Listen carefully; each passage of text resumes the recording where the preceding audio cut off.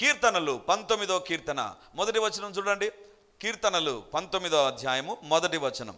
ఆకాశములు దేవుని మహిమను వివరించుచున్నవి, అంతరిక్షము ఆయన చేతి పనిని ప్రచురపరచుచున్నది. ఆకాశము దేవుని మహిమను వివరించున్నది. ఎట్లా వివరిస్తుంది? ఆకాశంలో దేవుని మహిమ ఎట్లా కనపడుతుందండి? అసలు ఆకాశం చూస్తేనే మనకు బ్లూగా కనపడుతుంది. అసలు బ్లూగా ఎందుకు కనపడింది? ఆకాశంలో నక్షత్రాలు ఎవరు పెట్టారు? ఆ యొక్క పాలపుంతలు ఎవరు పెట్టారు? మనకు తెలుసు, ఒక సూర్యుడి గురించే తెలుసు. దానికే ఈరోజు ఒక సూర్యుడు కనపడితే దానికి నమస్తే పెడుతున్నాం మనం. విశ్వంలో ఎన్ని సూర్యులు ఉన్నారో ఒకరు కాదు, మనం సౌర కుటుంబంలో ఒక సూర్యుని చూస్తున్నాం. కానీ సైన్స్ ప్రకారం విశ్వంలో గ్యాలక్సీలో దేర్ ఆర్ ఇన్యూమరబుల్ సన్స్, లెక్కించలేనన్ని సూర్యులు ఉంటున్నారండి. ఈ సూర్యులందరూ ఈ కోట్ల కొలది నక్షత్రాలు, ఆకాశంలో కనబడేటువంటి మేఘాలు, ఆకాశంలో కనబడేటువంటి వింతలు, ఆకాశంలో కనబడేటువంటి సిస్టమ్ దేవుని మహిమను తెలియజేస్తుంది. ఈరోజు ఒక స్టేజ్ వరకే శాటిలైట్ తీసుకొని వెళ్తారండి. అక్కడికి పోతేనే మనకు ఫోన్ పనిచేస్తుంది. అక్కడికి పోతేనే, ఎందుకంటే అక్కడ ఒక వాతావరణ వ్యవస్థను దేవుడు ఏర్పరిచాడు. అందుకే చాలా సైన్స్ చదివిన వాళ్ళకి తెలుసు, స్ట్రాటోస్పియర్, ఐనోస్పియర్, ఇలాంటి స్పియర్స్ అనేటువంటివి ఉంటున్నాయి. ఒక్కొక్క ఏరియాను వాళ్ళు డివైడ్ చేశారు. శాటిలైట్లు తీసుకొని ఒక స్పియర్లో పెడతారు. అక్కడ పెడితేనే నీకు అవసరమైన సిగ్నల్ సెల్కి వస్తుంది. ఆ ఆకాశంలో ఆ వాతావరణాన్ని కలగజేసింది ఎవరు? అందుకే కీర్తనాకారుడు అంటాడు, దేవా ఆకాశాన్ని చూసినప్పుడు నీ మహిమను వివరిస్తున్నాయి ప్రభా. ఆకాశములు నీ మహిమను వివరిస్తుంటున్నాయి, ఆకాశములు నీ మహిమను వివరిస్తుంటున్నాయి. దేవుని యొక్క వాక్యంలో ఆకాశము కాదు, ఆకాశములు. మొదటి ఆకాశం, రెండవ ఆకాశం, మూడవ ఆకాశం. బైబిల్లో వ్రాయబడింది, అపోస్తుడైన పౌలు మూడవ ఆకాశానికి వెళ్ళిపోయాడు. మూడవ ఆకాశానికి. శరీరం ఇక్కడే ఉంది, ఆత్మ వెళ్ళిపోయింది. ఆకాశములు అని ఎందుకు ప్లూరల్ వాడారంటే, కంటికి కనబడేది ఒకే ఆకాశమే కదా. అంటే కంటికి కనబడేటువంటిది, పక్షులు ఎగిరేటువంటిది ఒకటైతే, దానిపైన సౌర కుటుంబం ఉండేటువంటిది ఒకటి ఉంటే, దాని తర్వాత ఉంటుంది దేవుడు ఉండేటువంటి లోకం. 3 ఆకాశాలు ఉన్నాయి. సైన్స్ కూడా దాన్ని ఒప్పుకుంటుంది. ఇప్పుడు కీర్తనకారుడు అంటున్నాడు, ఆకాశములు నీ మహిమను వివరిస్తుంటున్నాయి. అంటే ఆకాశంలో ఉన్నటువంటి నీ పని నీ మహిమను వివరిస్తుంది. ఇప్పుడు దేవుడు అంటున్నాడు 35వ అధ్యాయం యెషయా గ్రంథంలో, అడవి సంతోషిస్తుంది, ఎండిన భూమి సంతోషిస్తుంది. ఎందుకంటే అక్కడ నీ మహిమ కనపడుతుంది. అంటే నీ కార్యాలు జరుగుతాయి ప్రభువా, నీ కార్యాలు జరుగుతాయి.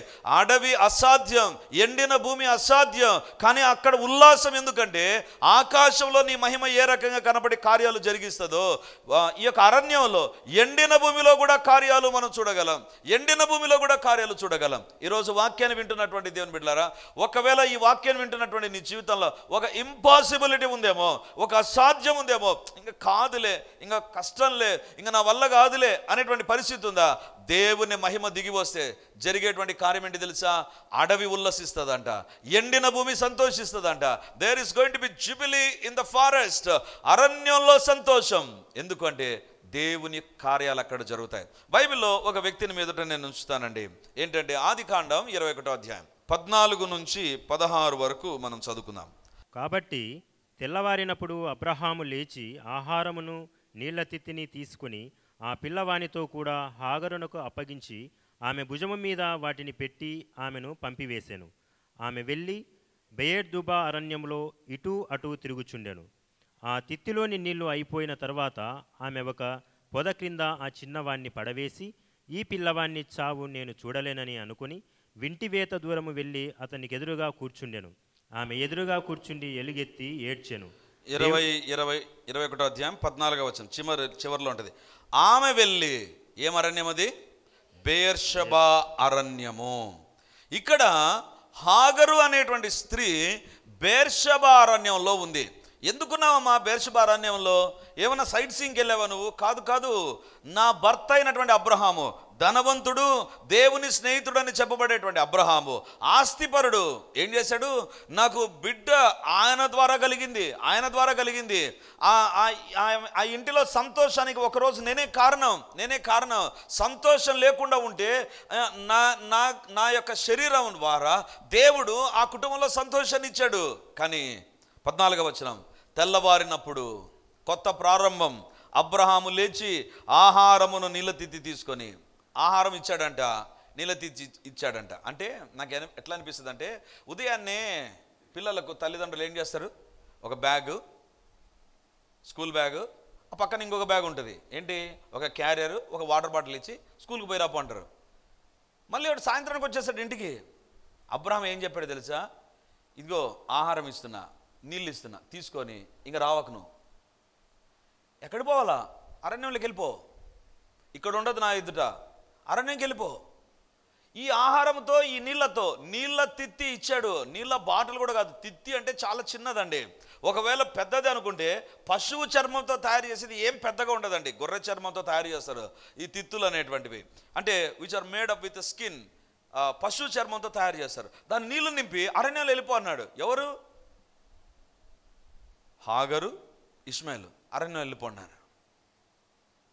ఇంతవరకు గుడారంలో సంతోషంగా ఉన్నటువంటి ఈమె అరణ్యంలోకి అడుగు పెడితే ఎట్లా ఉంటుంది? ఇంక చూడండి, ఆమె అనుకుంటుంది అబ్రహాముకు శారై ద్వారా సంతానం కలగల, ఎప్పుడైతే నాకు సంతానం కలిగిందో, హాగర్ అనుకుంటుంది ఈ ఆస్తికి నేను వారసురాలను, నా కుమారుడు దీనికి ఆస్తికర్త, నేను ఈ యొక్క హాగరు అనే ఐగుప్తీయుల దాసి కాదు, ఇప్పుడు నేను అబ్రహాము యొక్క భార్యను, అబ్రహాము యొక్క కుమారునికి నేను తల్లిని, కాబట్టి శారై కాదు, ఐఎమ్ నెంబర్ 1 అనుకునేటువంటి పరిస్థితిలో ఉంటుండగా అబ్రహాం వచ్చి అంటున్నాడు, గెట్ అవుట్, వెళ్ళిపో. దేవుని బిడ్డలారా, ఏంటి హాగరు నీ అరణ్యపు అనుభవం ఏంటి? అబ్రహాం అంటాడు, గెట్ అవుట్, ఇంట్లో ఉండవద్దు, ఇదిగో ఈ ఆహారం తీసుకో, ఈ నీళ్ళ తిత్తి తీసుకొని వెళ్ళిపో. ఆ బిడ్డను కూడా ఇచ్చాడు, తీసుకొని వెళ్ళిపో. ఏం చేయాలి ఏమో, ఎట్లా బతుకుతావో బతుకు, ఏం చేస్తావో చెయ్యి, I don't have any relationship with you. నేను ఈ బిడ్డ నీ కుమారుడు కదా, నా కుమారుడైనా ఇంత ఆస్తికి వారసుడని అనుకుంటుండవచ్చు, సారీ, గెట్ అవుట్. దేవుని బిడ్డలారా, ఆమె జీవితంలో తెల్లారింది కానీ ఆమె జీవితంలో చీకటి వచ్చింది. అరణ్యంలోకి వెళ్ళిపోవాలి. ఈ దినానికి కూడా అరణ్యంలో ఏమాత్రము కంఫర్ట్స్ ఉండవండి. మరి ఒక 5000 సంవత్సరాల కిందట బేర్షెబా అరణ్యం ఇంకెంత దారుణంగా ఉంటుందో. అరణ్యంలో ఒక స్త్రీ తన బిడ్డను పెట్టుకొని, ఒక చిన్న ఆహారం పెట్టుకొని, ఒక క్యారియర్ బ్యాగ్ పెట్టుకొని వెళుతూ ఉంటే ఏం గ్యారెంటీ ఉంది లైఫ్కు చెప్పండి? ఏదైనా ఆమెను అటాక్ చేయొచ్చు, ఏదైనా. బైబిల్లో చూడండి, ఆ తిత్తి నీళ్లు అయిపోయిన తర్వాత, అంతకుముందు చూడండి 14వ వచనం, ఆమె భుజం మీద వాటిని పెట్టి ఆమెను పంపివేశను. ఆమె వెళ్ళి బేర్షెబా అరణ్యములో ఇటు అటు తిరుగుచుండెను. ఎక్కడి పోవాలని అర్థం కాలేదు. ఇటు పోయింది, అక్కడ ఏదో బాగలేదు, మళ్ళీ ఇటు వచ్చింది, మళ్ళీ అక్కడ బాగలేదు, మళ్ళీ ఎటు వెళ్ళింది, తిరుగుతూనే ఉంది. ఎందుకు తెలుసా? ఎక్కడైనా ఏదైనా మంచి ప్లేస్ ఉంటుందేమో, ఒక్క మంచి ప్లేస్ లేదు ఆమె దగ్గర. అరణ్యము ఆమె జీవితంలో సంతోషం కాదు, దుఃఖముతో ఉంది, దుఃఖముతో ఉంది. 15వ వచనం, తిరుగుతుండగా తిత్తిలోని నీళ్లు అయిపోయిన తర్వాత, ఎందుకు అటు ఇటు తిరుగుతూ ఉంది, తిరిగి తిత్తిలో నీళ్ళు అయిపోయిన తర్వాత ఆమె ఒక పొద క్రింద ఆ చిన్నవాణిని పడవేసి. ఏమండి, ఏ తల్లైనా పడేస్తుందండి? ఏ తల్లైనా పడేస్తుందా బిడ్డను? ఒకే ఒక కుమారుడు, 14 మంది ఉంటే సరే అనుకోవచ్చు, కానీ ఒకే ఒక కుమారుడు, ఆ కుమారుని పొద దగ్గర పడేసిందంట. అంటే ఆమెకు అర్థమైపోయింది, ఇక ఫస్ట్ వీడు చచ్చిపోతాడు, ఆ తర్వాత నేను చచ్చిపోతా అంటే ఒకే దానికి రెడీ అయిపోయింది. ఆమె బరియల్కి రెడీ అయిపోయింది, భూస్థాపన కార్యక్రమానికి రెడీ అయిపోయింది. ఇక వీడు చచ్చిపోతాడు, వీడు చచ్చిపోయిన తర్వాత ఆ పొద దగ్గర లాస్ట్ సౌండ్ నేను వినకూడదు, వాడిని పడేసి వెళ్ళిపోతా, నేను చచ్చిపోయిన తర్వాత తీసుకొని ఎక్కడైనా పడేద్దాంలే, ఆ తర్వాత నేను ఎట్టా చచ్చిపోతాను. దేవుని బిడ్డలారా, ఆ చిన్నవాణ్ణి పడవేసి, అండర్లైన్ దట్ వర్డ్, ఏ తల్లి చేయనటువంటి పని ఆ తల్లి చేసింది అక్కడ. ఎందుకు తెలుసా? ఆమె భవిష్యత్తు అంధకారం అయిపోయింది. దేర్ ఇస్ అ బ్లాంక్, ఖాళీతనం ఉంది. ఎందుకు తెలుసా? అరణ్యంలో గ్యారంటీ లేని బతుకది, అరణ్యంలో ఎవరు సహాయం చేయనటువంటిది, అరణ్యంలో ఎవరు పట్టించుకోనటువంటిది, అరణ్యం అనేటువంటిది పశువులకు కూడా అది ఫిట్ కాదే. మరి అలాంటి దాంట్లో ఈమె కుమారుడు వెళ్ళి ఏం చేయగలరు? దేవుని బిడ్డలారా, బైబిల్లో చూడండి 16వ వచనం, ఈ పిల్లవాని చావు నేను చూడలేనని అనుకొని వింటివేత దూరం వెళ్ళి అతనికి ఎదురుగా కూర్చుండెను. బాణం ఇక్కడ నుంచి వేస్తే చాలా దూరం వెళ్ళి పడుతుందండి, అంత దూరంలో వెళ్ళి కూర్చునిందంట. ఆమె ఎదురుగా కూర్చుండి ఎలుగెత్తి ఏడ్చెను. ఒక్కటే ఒకటి, అక్కడ ఆ పిల్లోడు ఏడుస్తున్నాడు, ఇక్కడ తల్లి కూర్చొని ఏడుస్తుంది. ఒక్క రోజు ముందు ఆమె సంతోషం, ఆమె ఆనందం, ఆమె అనుకుంటుంది నేను ఆస్తిపరురాల్ని, అబ్రహాము నా భర్త, నా కుమారుడు ఆస్తికి వారసుడు. ఒక్క రోజు తిరుగుతుండగానే మొత్తం సంతోషం అంతా అయిపోయిందండి. చావు దగ్గరికి వచ్చింది. అది హాగరు యొక్క అరణ్యం, అది ఇష్మాయేలు యొక్క అరణ్యం. ఇప్పుడు చెప్పండి, వీళ్ళిద్దరికి ఎవరైనా సంతోషం ఇవ్వగలరా? వీళ్ళిద్దరికి ఎవరైనా సంతోషం ఇవ్వగలరా? అప్పుడప్పుడు మనం కొన్ని కథలు వింటుంటాం. అదేదో ఒక బిడ్డ, ఒక చిన్న పిల్లవాడు అక్కడ పడేసి వెళ్తే ఆ పశువులు వచ్చి తీసుకొని పెంచుతాయి. ఈజ్ ఇట్ అ ఫ్యాక్ట్ అండి? నమ్మగలమా? పశువులు ఒక వ్యక్తిని పెంచగలవా? పెంచలేవు. ఒకవేళ పెరిగాడు అనుకున్నా, వాడు ఆ పశువుల దగ్గర ఉండగలడా? ఆ పశువులు తిండి పెట్టగలవా? Impossible, impossible. అందుకేమనుకున్నది, చాప్టర్ క్లోజ్ అయిపోతుంది. మా చాప్టర్ ఏదో గొప్ప చాప్టర్ అనుకున్నా, గొప్ప పుస్తకమై తయారవుతుంది అనుకున్నా. No no no, it is going to finish today. ఈరోజు అయిపోతుంది, ఈరోజు అయిపోతుంది. మొట్టమొదటిగా వాడు చచ్చిపోతాడు, ఆ తర్వాత నేను చచ్చిపోతాను. వానికైనా భూస్థాపన చేయవచ్చు ఎవరైనా, హాగర్కి ఎవ్వరు భూస్థాపన చేయరు. అది హాగరు పరిస్థితి. అది అరణ్యం, అది అరణ్యం. బైబిల్లో వ్రాయబడింది. ఇది హాగరు ఇష్మాయేలు జీవితంలో ఒక అరణ్యం. ఇది అరణ్యం. దేవుని బిడ్డలారా, కొన్ని సందర్భాల్లో మన జీవితాల్లో నిన్నటి దినం వరకు there is going to be something different in our life. We will be enjoying. ఒక్క రోజు తిరగక ముందే పరిస్థితులన్నీ మారిపోయినప్పుడు అనిపిస్తుంది, ఎక్కడుంది సంతోషం, ఎక్కడుంది ఆనందం, ఎక్కడుంది దీవెనలు? అబ్రహాము దేవుని స్నేహితుడు కదా, ఏంటి ఇలా చేశాడు? దేవుని సేవకుడు కదా, ఎందుకు ఇలా చేశాడు? అబ్రహాము దేవుని స్వరం వినేటువంటి వ్యక్తి కదా, ఎందుకు ఇలా చేశాడు? ఎందుకు ఒక నీళ్ళ తిత్తి ఇచ్చాడు? ఒక 10 మందిని పంపించగలిగిన ఆస్తి ఉంది అతనికి, ఆస్తిని ఇవ్వగలడు, కానీ ఏమి ఇవ్వలేదు. ఒంటరిగా all alone she went in to the wilderness. అప్పుడు బైబిల్లో వ్రాయబడింది 17వ వచనం, దేవుడు ఆ చిన్నవాని మొరను వినెను. దేవుడు ఆ చిన్నవాని మొరను వినెను.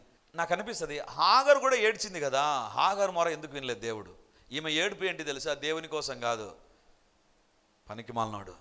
అబ్రహాము మోసం చేశాడు, శారై మోసం చేసింది. ఇంతకాలం వాళ్ళ ఇంట్లో పెట్టుకొని భార్య అని సంతోషించి సంతోషించి సంతోషించి ఈరోజు పంపేశాడా అని అబ్రహామును శారైని తిట్టుకుంటుందేమో. ఈమె ఏడుపులో ఒక తిట్లున్నాయి, ఈమె ఏడుపులో ఒక నిరాశ ఉంది, ఈమె ఏడుపులో ఒక భయంకరమైనటువంటి మూగ రోదన, హృదయ విదారకమైన పరిస్థితులు ఉన్నాయి. కానీ ఆ చిన్న పిల్లవాడు దేవునికి మొరపెడుతున్నాడు. అందుకే నేను అంటాను, కుటుంబంలో కుటుంబ ప్రార్థనలు మర్చిపోవద్దు.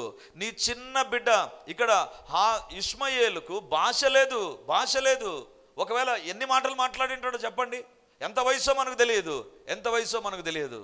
కానీ ఒకటి మాత్రం వాస్తవం, ఆ చిన్నవాని మొర దేవుడు విన్నాడు.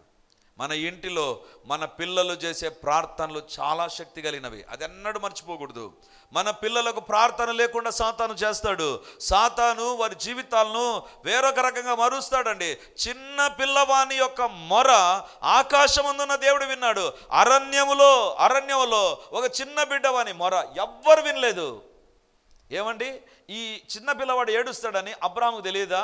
లేకపోతే శారైకి తెలియదా? మరి ఎందుకు పంపించారు? తెలుసు, వీడు ఏడుస్తాడని తెలుసు, ఈమె ఏడుస్తుందని తెలుసు. They don't want to bother that. కొన్ని సందర్భాల్లో మన ఏడుపులు ఎవరికి పట్టింపు ఉండవండి, మన బాధ ఎవరికి పట్టింపు ఉండదు. అది అరణ్యం. అందుకే దేవుడు అంటాడు యెషయా 35, అరణ్యము సంతోషిస్తుంది. Which is impossible is going to happen. అది దేవుడు జరిగిస్తాడు. ఎందుకు జరిగిస్తాడు తెలుసా? అది దేవుని యొక్క లక్షణం. దేవుడు ఆ చిన్నవాని మొరను వినెను. మన జీవితంలో ఈ 21వ అధ్యాయం 17వ వచనం చెప్పే మాట ఏంటి తెలుసా? నీలాగా నాలాగా బైబిల్ రెఫరెన్స్లు తెలియదు ఇష్మాయేలుకు, ఆయన ప్రార్థన చేశాడు. చాలా సందర్భాల్లో మనం ఏమనుకుంటాం తెలుసా? బైబిలే తెలియదు నాకు, నేను ప్రార్థన చేస్తే దేవుడు ఏమింటాడు? నేను ప్రార్థన చేస్తే నాకు బయట అందరితో ఏదైనా మాట్లాడతా, ఒక రాజకీయాన్ని గురించి చెప్పు, బ్రహ్మాండంగా ప్రార్థన నాకు కష్టం, నాకు రాదు అని సాతాను ఏం చేస్తాడు తెలుసా? నీకు రాదు, నువ్వు నోరు మూసుకో. నీకు ప్రార్థన రాదు, నువ్వు నోరు మూసుకో. ఫస్ట్ నువ్వు ఎంతన్న వేరేవాళ్ళతో మాట్లాడు, దేవునితో మాట్లాడద్దు. నీ జీవితంలో ఇష్మాయేలు దగ్గర నేర్చుకో పాఠం. ఏమొస్తుందండి? ఏం తెలుసు ఆ బిడ్డకు, చిన్న బిడ్డకు? ప్రార్థన. చిన్న బిడ్డ ఏడ్పే దేవుడు విన్నాడు. He could understand the heart of the little child. ఆ చిన్న బిడ్డ యొక్క ప్రార్థన దేవుడు విన్నాడండి. ఈరోజు నీ జీవితంలో నువ్వు దేవునికి ప్రార్థన చేయకయే సంతోషానికి దూరం అవుతున్నావు. నీ జీవితంలో నీ ఫీలింగ్స్ దేవుని దగ్గర కుమ్మరించు, నీ బాధను దేవుని దగ్గర కుమ్మరించు. ఏమి దేవుని దగ్గర నువ్వు కుమ్మరించగలవు కుమ్మరించు. ఈ లోకంలో ఎక్కడ కూడా లేనటువంటిది దేవుని దగ్గర ఒకటి ఉందండి. దావీదు అంటాడు, నా కన్నీళ్ళు నీ కవిలలో కనబడును కదా.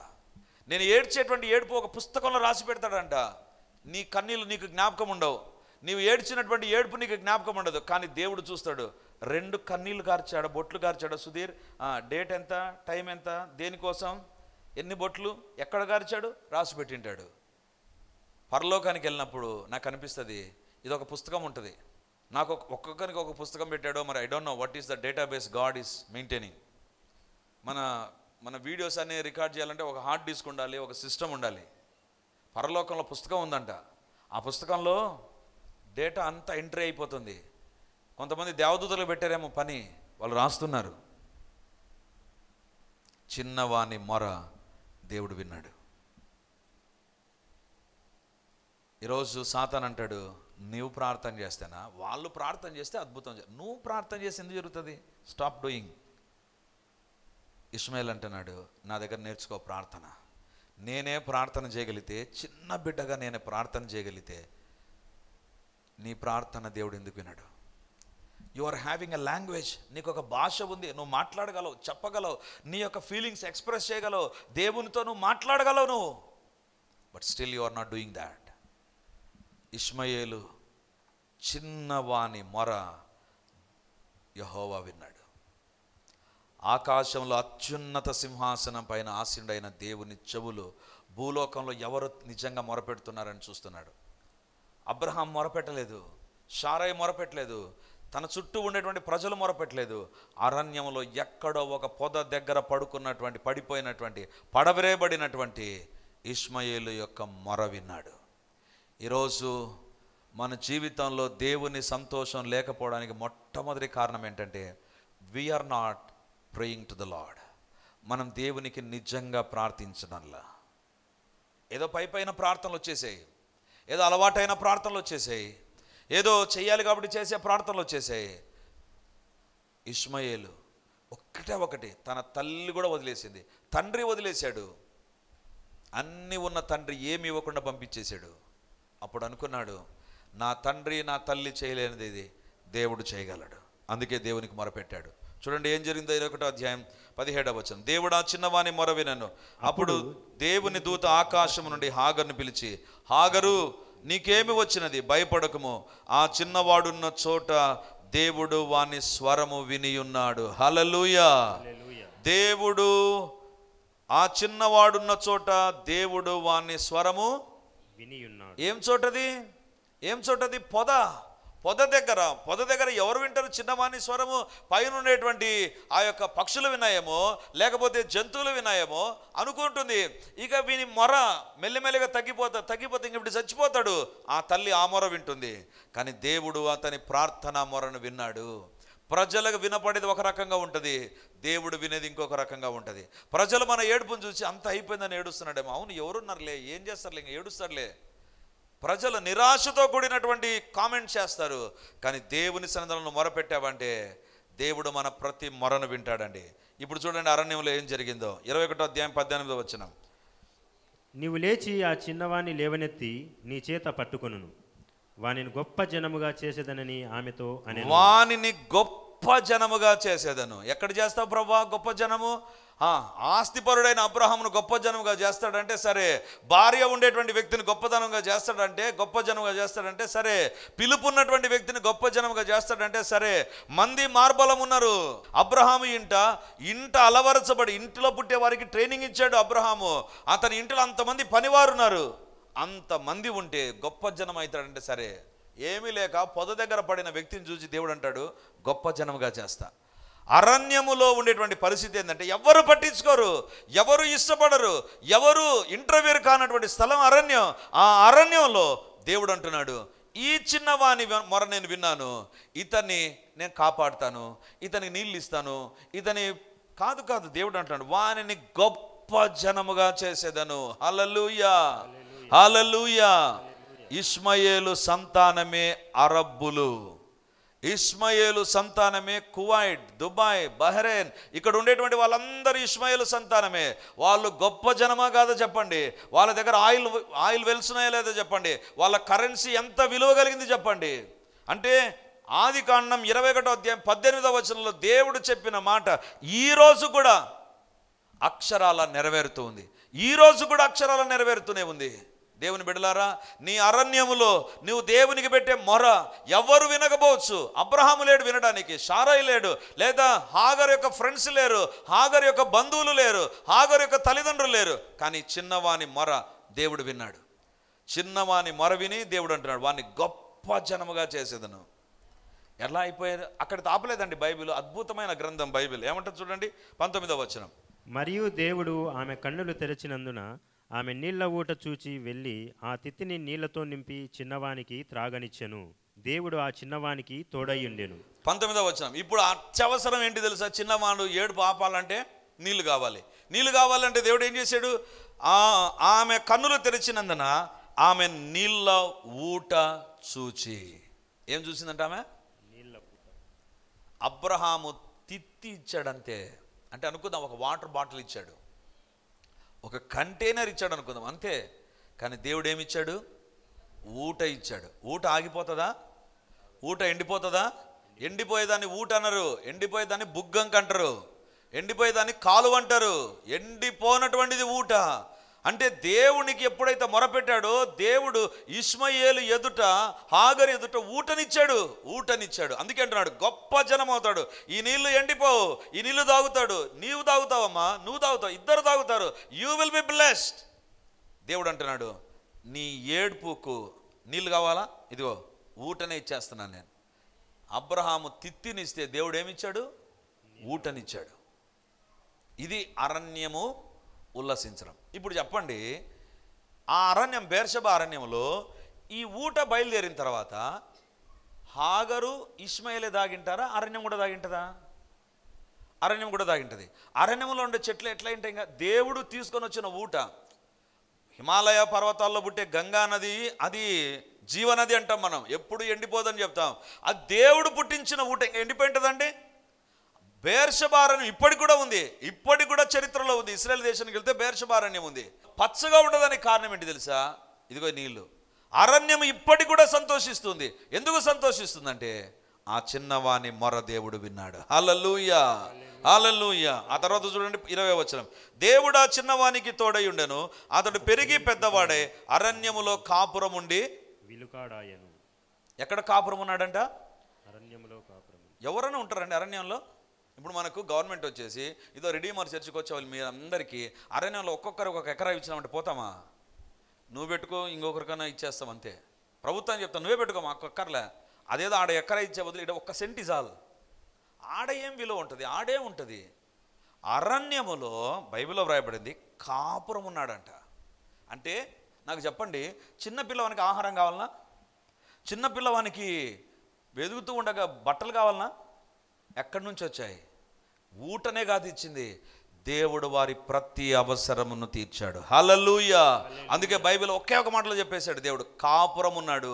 ఇంటిలో కాపురం ఉంటే నీకు అవసరమైన ఆహారం కావాలి, గ్యాస్ కావాలి, నీళ్లు కావాలి, వస్త్రాలు కావాలి, డబ్బు కావాలి. కాపురం ఉంటే ఒక స్థలం కూడా కావాలి. దేవుడు అన్ని అరణ్యములో రెడీ చేశాడు. I don't know how God did that. కొన్ని దేవుడు నీ విశ్వాసానికి వదిలేస్తాడు, నీ విశ్వాసానికి వదిలేస్తాడు. 5,000 మందికి దేవుడు రొట్టెలను ఆశీర్వదించాడు. ఎన్ని రొట్టెలు పెట్టింటాడు? ఎన్ని రొట్టెలు? ఒక్కొక్కరు 3 తింటే ఎన్ని కావాలి? 5,000 మంది పురుషులు. కొన్నిటిని దేవుడు నీ విశ్వాసానికి వదిలేస్తాడు. నువ్వు ఎంతగా ఊహించుకుంటావో. కాపురం ఉన్నాడు అంటే, అరణ్యంలో కాపురం ఉన్నాడంటే వాళ్ళకు ఒక ఇల్లు ఉండాలి, వాళ్ళు బతకడానికి అవసరమైన వనరులు ఉండాలి, ఇవన్నీ ఉండాలి. God provided in a wilderness. అరణ్యములో దేవుడు సమకూర్చాడు. ఇంకా అద్భుతమైన మాట చూడండి, 21వ వచనం. అతడు పారాను అరణ్యంలో ఉన్నప్పుడు అతని తల్లి ఐగుప్తు దేశము నుండి ఒక స్త్రీని తెచ్చి అతనికి పెళ్లి చేశాను. ఎవరికైనా పెళ్లి కాలేదనుకుందాం, టౌన్లో ఉండే వాళ్ళకు, అరణ్యంలో ఉండే వాళ్ళను పెళ్లి చేసుకుంటారా? నువ్వు చేసుకుంటారు. అరణ్యంలో ఎవరిని పెళ్లి చేసుకుంటారండి? ఏం అబ్రహాము టౌన్లో ఉన్నాడు, జనాలు ఉన్నారు, వాళ్ళ దగ్గర పెళ్లి చేసుకుంటారు. అరణ్యంలో ఉండేటువంటి ఇష్మాయేలును దేవుడు ఆశీర్వదించి అరణ్యంలోంచి పక్కకు తీసుకెళ్ళి అరణ్యంలో దీవించాడు.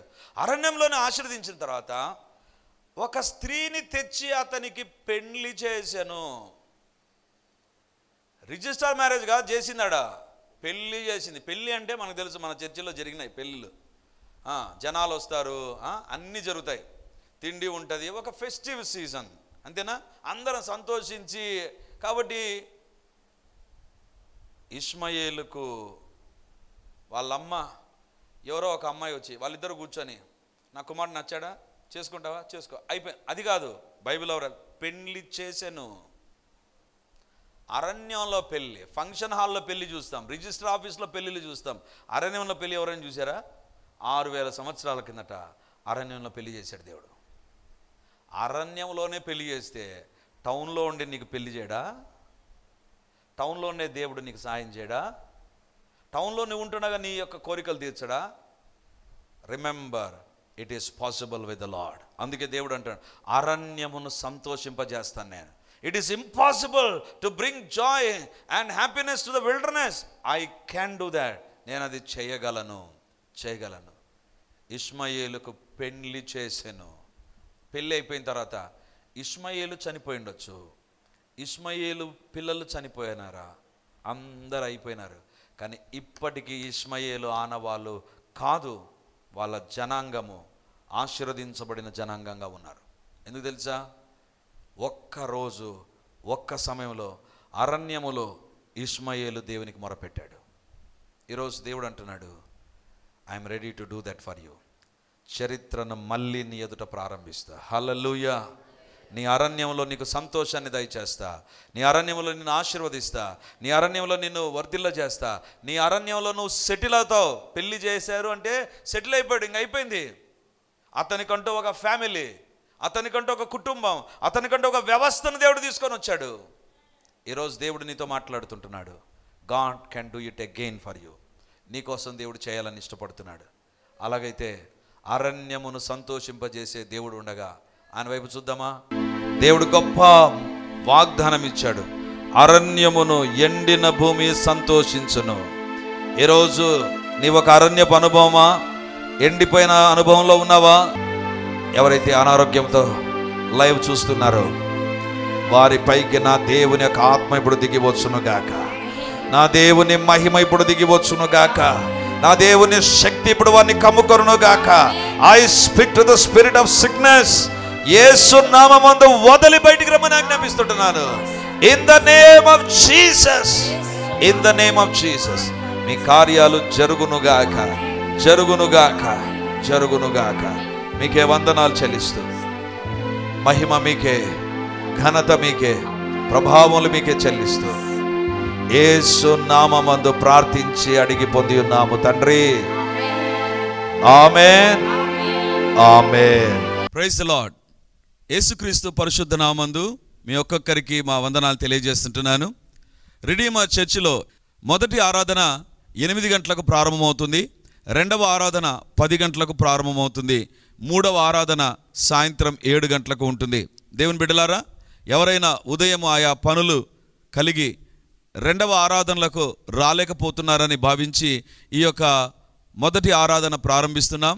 సో ఈ యొక్క అవకాశాన్ని సద్వినియోగం చేసుకొని దేవుని యొక్క సన్నిధికి వచ్చి దైవ దీవెనలు మీరు పొందాలని కోరుతున్నాం. మొదటి 2 ఆరాధనలు మాత్రమే ప్రభు బల్ల ఉంటుంది. కాబట్టి సిద్ధపడి దేవుని సన్నిధికి రమ్మని మిమ్మల్ని కోరుతూ ఉన్నాను.